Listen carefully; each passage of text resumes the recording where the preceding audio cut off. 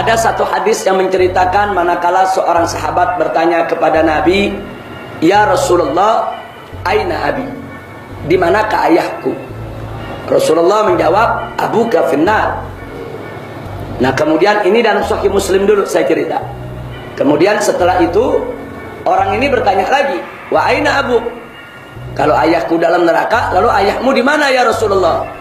Nah, menurut riwayat Sahih Muslim disebutkan, "Inna abi wa abaka finnar." Sesungguhnya ayahku dan ayahmu ada dalam neraka. Yang tidak kalah menariknya, ada hadis lain tentang ibu Nabi.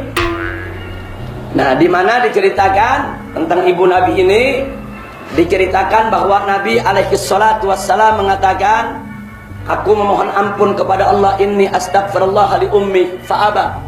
Aku memohon ampun kepada Allah untuk ibuku, tapi Allah menolak.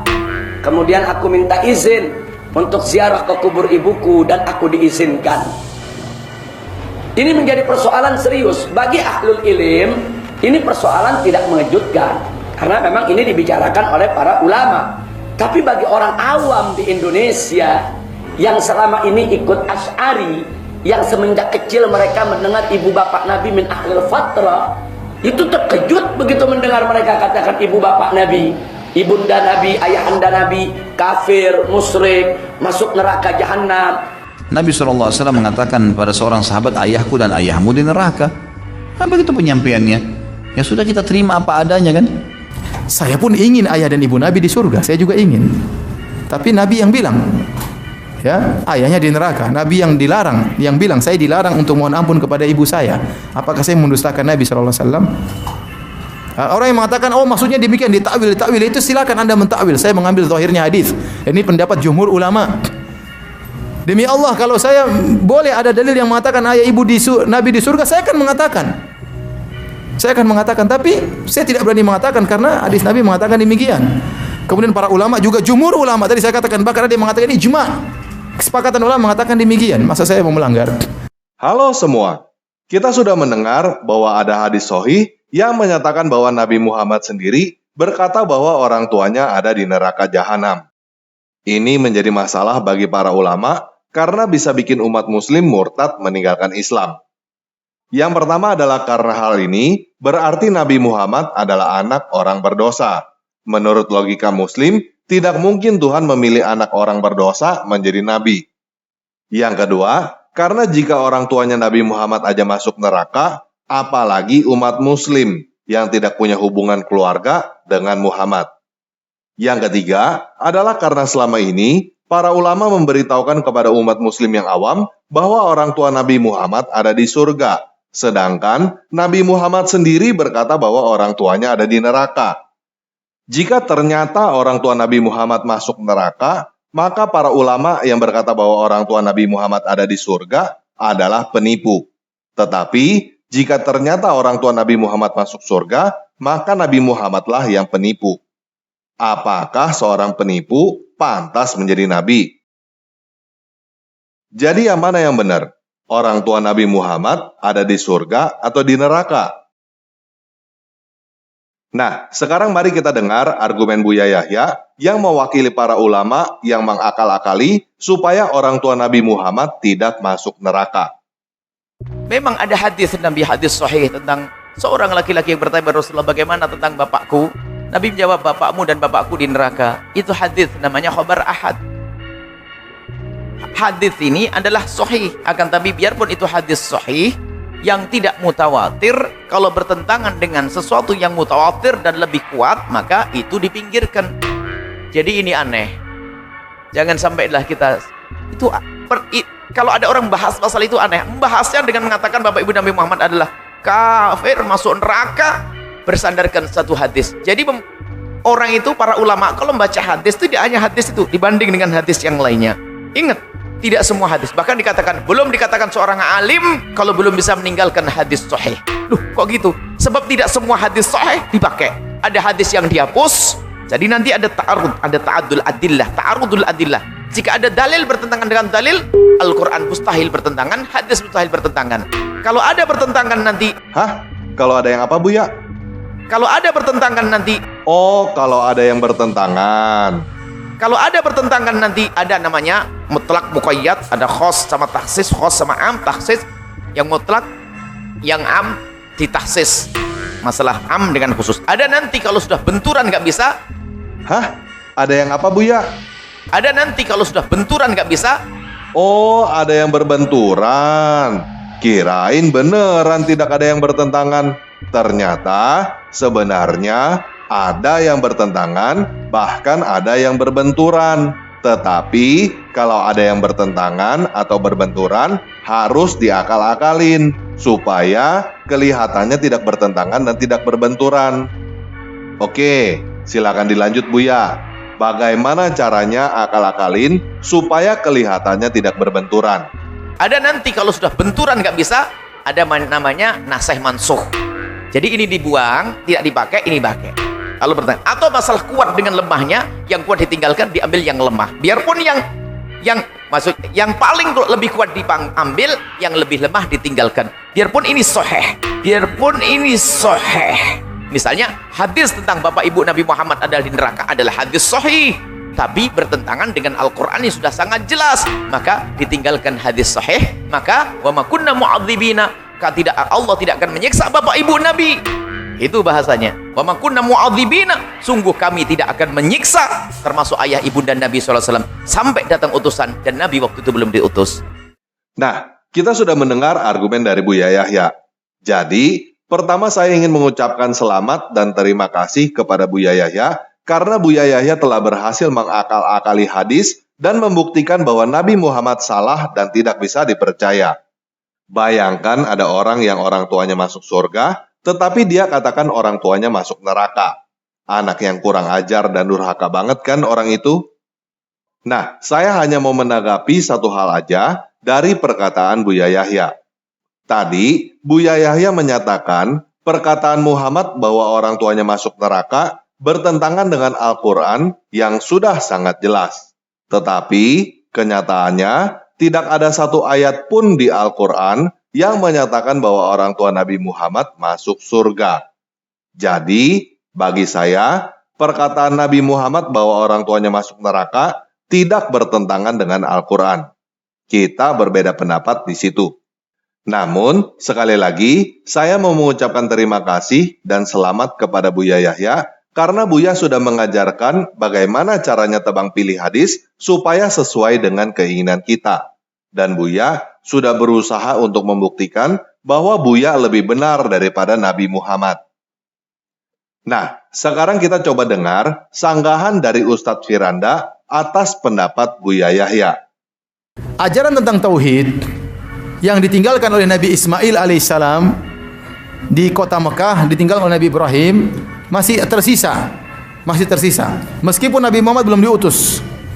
Oleh karenanya, di zaman fatrah tersebut ada orang-orang dikenal dengan Al-Ahnaf, yaitu orang-orang yang bertauhid tidak melakukan kesyirikan. Di antaranya Waraqah ibn Naufal.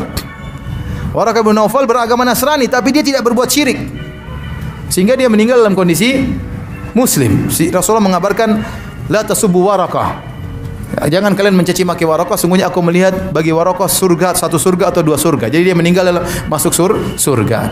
Ya. Sebaliknya ada orang-orang yang divonis oleh Nabi dalam neraka jahanam meskipun di masa fatrah. Contohnya siapa? Contohnya Amr bin Luhai al-Khuzai. Kata Rasulullah SAW, aku melihat Amr bin Luhai al-Khuzai di neraka jahanam. Sahih Bukhari ini.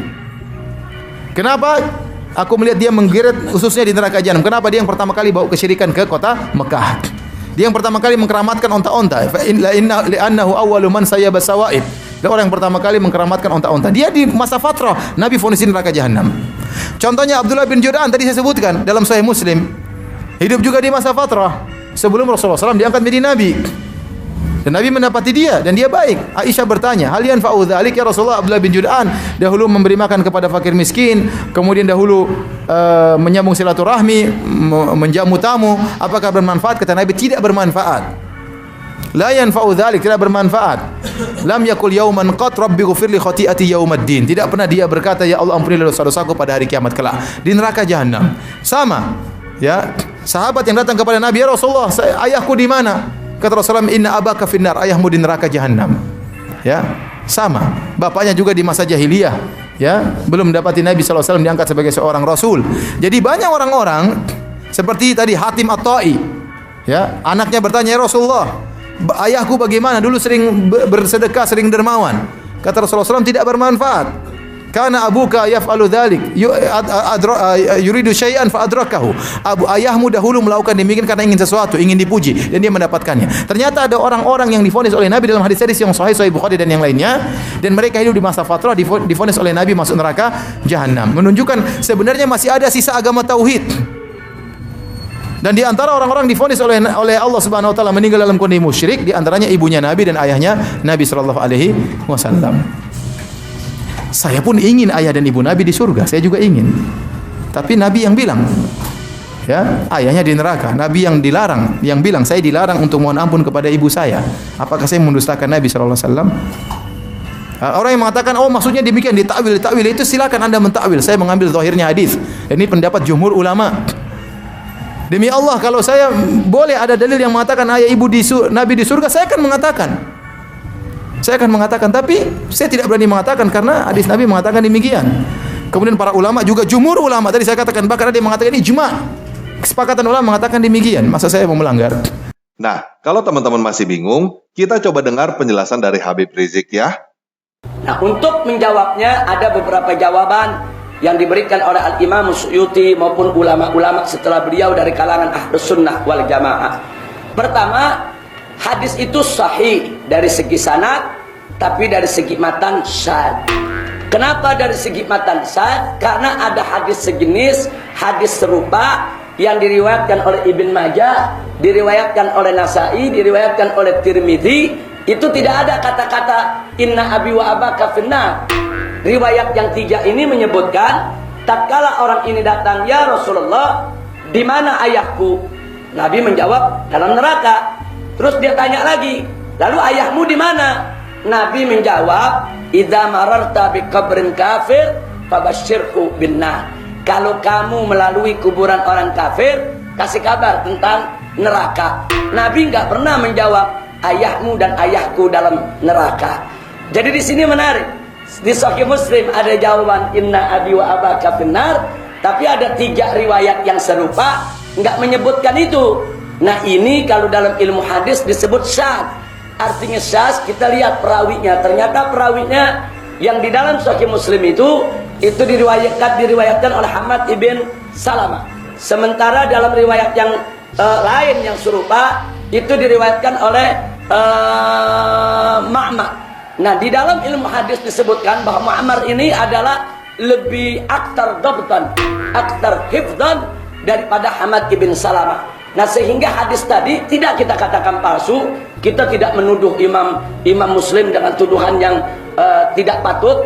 Imam Muslim imam besar, imam Ahlus Sunnah wal Jamaah. Sahih Muslim menjadi rujukan kita semua. Tapi bukan berarti semua hadisnya 100%, yaitu harus kita terima bulat-bulat seperti itu. Tidak. Yang pertama, hadis ini tetap sahih. Tapi kalau mau diartikan bahwa kalau mau diartikan tentang kata-kata ayahmu dan ayahku ada dalam neraka, maka hadis ini bertentangan dengan hadis-hadis lain yang sejalan, sehingga bisa dikatakan sahih. Itu pendapat pertama. Pendapat kedua mengatakan hadis ini bertentangan dengan ayat Al-Quran.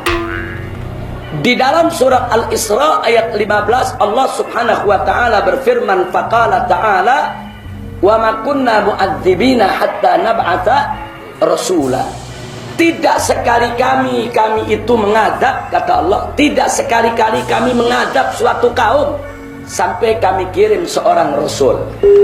Ayat ini dijadikan dalil oleh ulama Ahlus Sunnah wal Jamaah. Kalau satu kaum tidak sampai kepada mereka dakwah, tidak sampai kepada mereka dakwah para nabi-nabi yang manapun, maka mereka ini tidak akan pernah diadab oleh Allah, baik di dunia maupun di akhirat. Artinya tidak ada hisab. Dan ini berlaku bagi ahlul fatrah. Ahlul fatrah itu adalah mereka yang hidup di dalam masa kekosongan nubuwah antara nabi yang satu dengan nabi yang lain.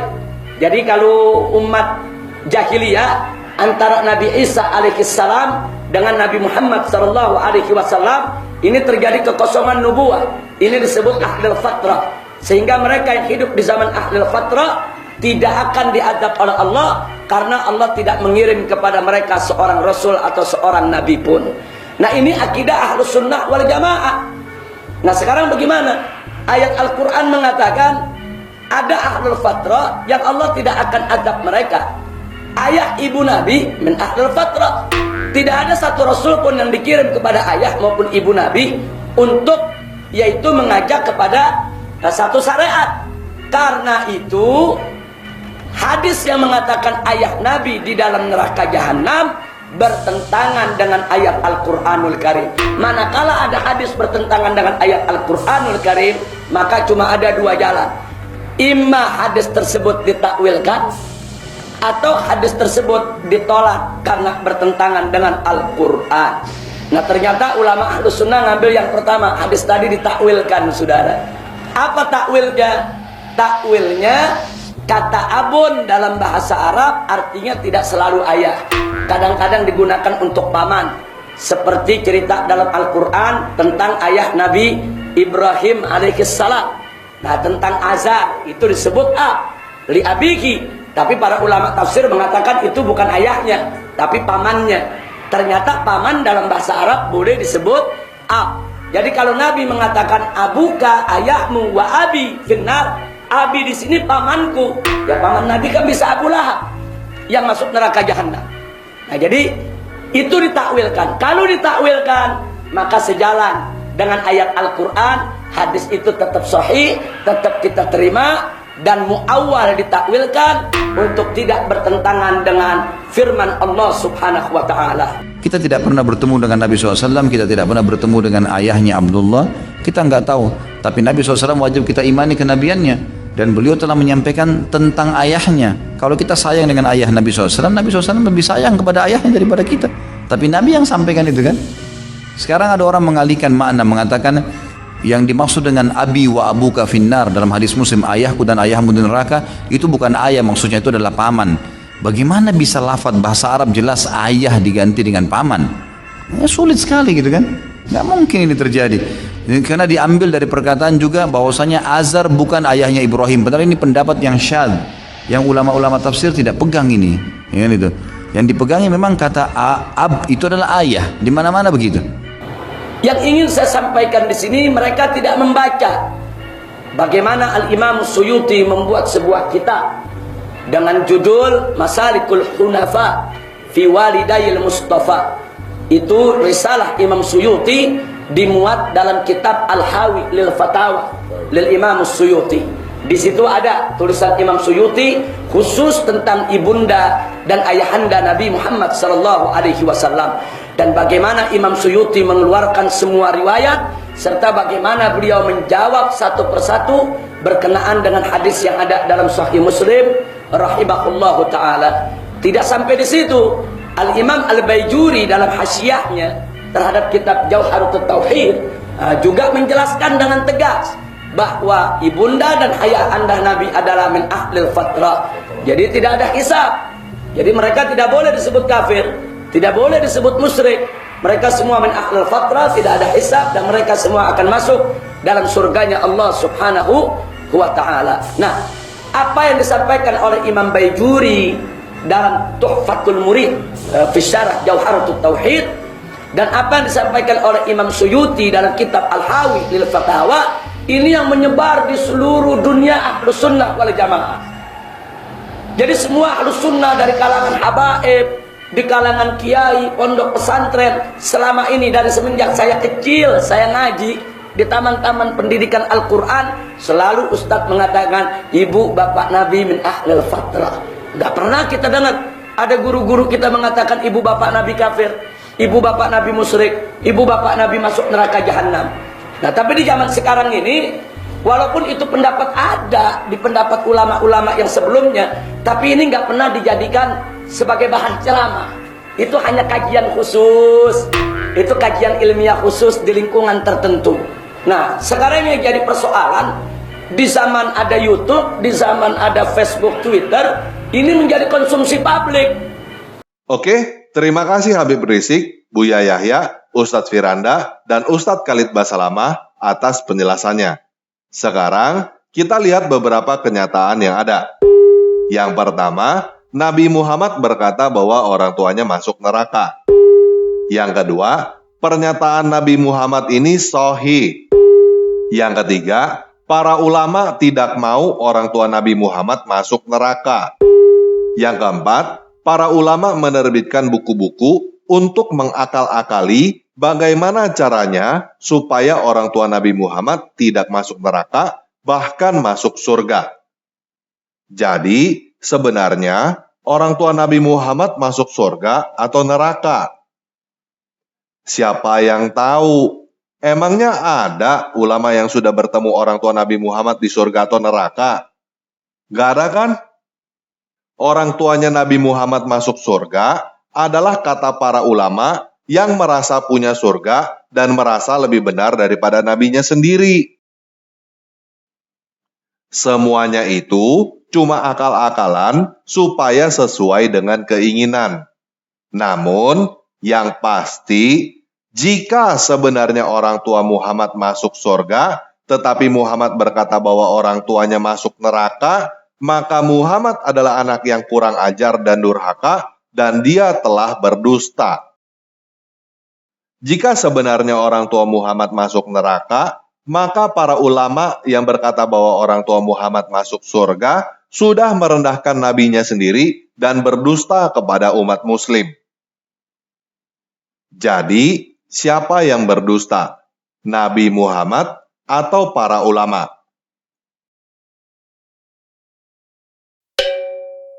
Nah, menurut saya sendiri, orang tua Nabi Muhammad masuk neraka tidak bertentangan dengan Al-Quran. Karena Al-Quran surah 19 ayat 71 berkata, "Dan tidak seorang pun di antara kamu yang tidak mendatanginya dalam kurung neraka. Hal itu bagi Tuhanmu adalah suatu ketentuan yang sudah ditetapkan." Artinya, kamu semua yang muslim pasti masuk neraka, dan itu adalah perkataan Tuhanmu sendiri. Jika kamu mau berkata bahwa di situ tertulis mendatangi, bukan masuk, saya mau berkata kepada kamu, selamat datang ke neraka. Tidak ada umat agama lain yang ditentukan untuk datang ke neraka oleh Tuhannya sendiri, kecuali umat muslim. Jadi begini, saya cukup paham bahwa teman-teman yang muslim maunya sih masuk surga. Tetapi kenyataannya Allah berkata di dalam Al-Quran bahwa tidak seorang pun di antara kamu yang muslim yang tidak mendatanginya dalam kurung neraka. Kalian mau akal-akalin supaya kesannya kalian tidak masuk neraka atau kalian akan keluar setelah masuk neraka, itu terserah kalian. Tetapi yang pasti hanya umat muslim yang ditetapkan pasti menuju neraka oleh Tuhannya sendiri. Tidak ada Tuhan selain Allah yang menetapkan umatnya untuk menuju neraka. Artinya, Tuhan-Tuhan agama lain tidak menetapkan umatnya untuk menuju neraka. Kalau di hutan Kalimantan sana ada sekelompok kaum yang tidak pernah dengar Islam, lalu dia nyembah berhala, nggak akan diseksa oleh Allah. Nyembah berhala di tengah hutan Kalimantan sana, nggak pernah dengar radio, nggak pernah punya HP, tidak pernah kenal syariat Islam, tidak sampai kepadanya dakwah, maka tidak mungkin diseksa oleh Allah Subhanahu wa Ta'ala. Tuhan saya, Yesus Kristus, memberikan jaminan hidup kekal bagi orang-orang yang percaya kepadanya. Dan Dia tidak pernah menginginkan satu orang pun disiksa di neraka. Kalau teman-teman maunya memilih Tuhan yang menetapkan teman-teman mendatangi neraka, ya itu terserah kalian. Saya sudah kasih tahu yang mana yang menuju surga, yang mana yang menuju neraka. Oke, sekian video kali ini. Yesus Kristus Tuhan saya mengasihi kamu.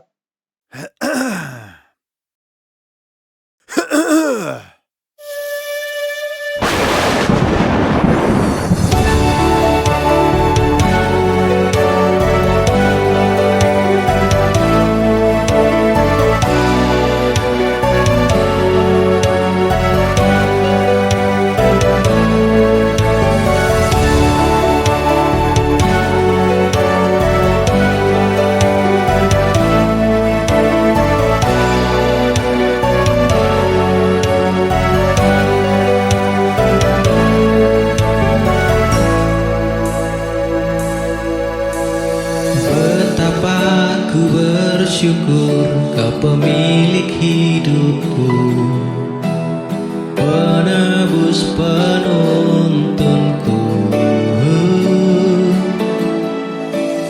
Gadamu dan tongkatmu itu yang menghiburku. Engkaulah gembalaku. Kasihku rasa berlimpah, mengurapi hidupku. Tak gentar ku melangkah, meski di dalam kekelaman. Kau hebatku, kau kuatku, kau Bapakku.